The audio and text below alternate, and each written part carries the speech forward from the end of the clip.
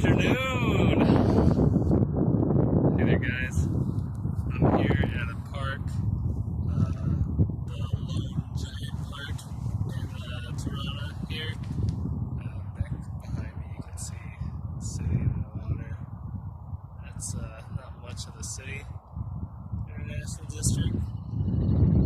Trees, mountains, sunshine. It's got warmer.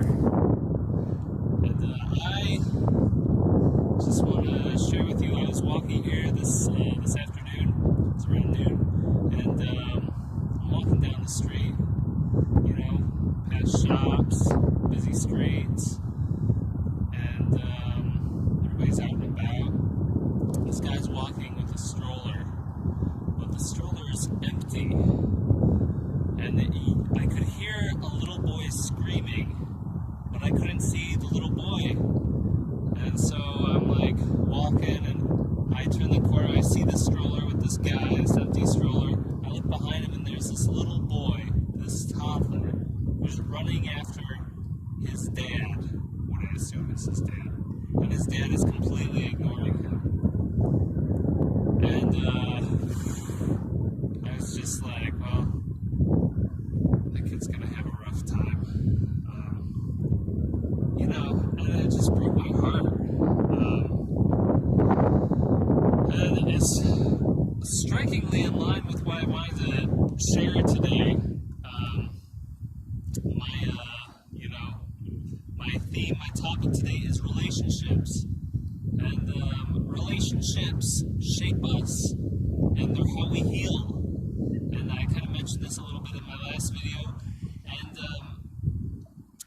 so relationships shape us, and they're how we heal. And we can so easily be damaged by little nuances, little things, and giant things.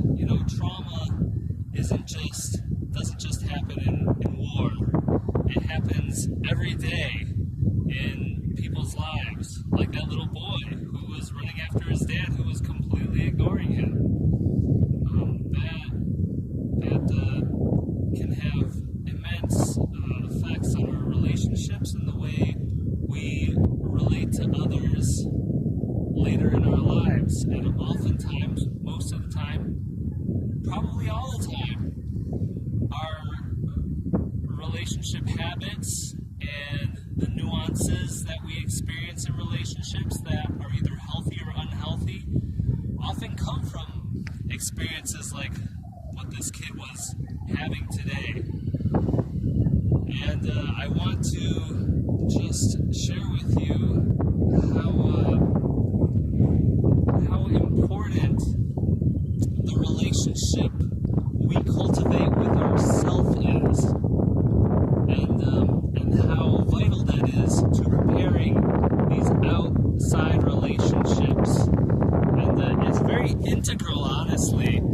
I'll tell you what, when I was getting off the street, the catalyst to me developing these relationships with myself, this new relationship dynamic with myself that is more connected, is more healthy, is me taking care of myself, me surrounding myself with people.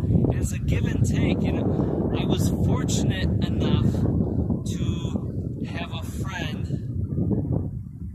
who recognized I was in trouble when I was on the street, and recognized that I really needed help. I was fortunate enough to have someone who committed to making sure that I was taken care of on some level. And, this reinforced the relationship with myself and the belief that I need to, pursue, this taking care of myself further and take it very seriously. Aside from just the predicament I was in, just the fact that, I was in such a difficult situation, and my mental health was tanking anyways. And so, as I move forward with developing this relationship, and taking care of myself and furthering the influence that my friend had on me, I met other people along the way who mirrored this for me. People who took me in, people who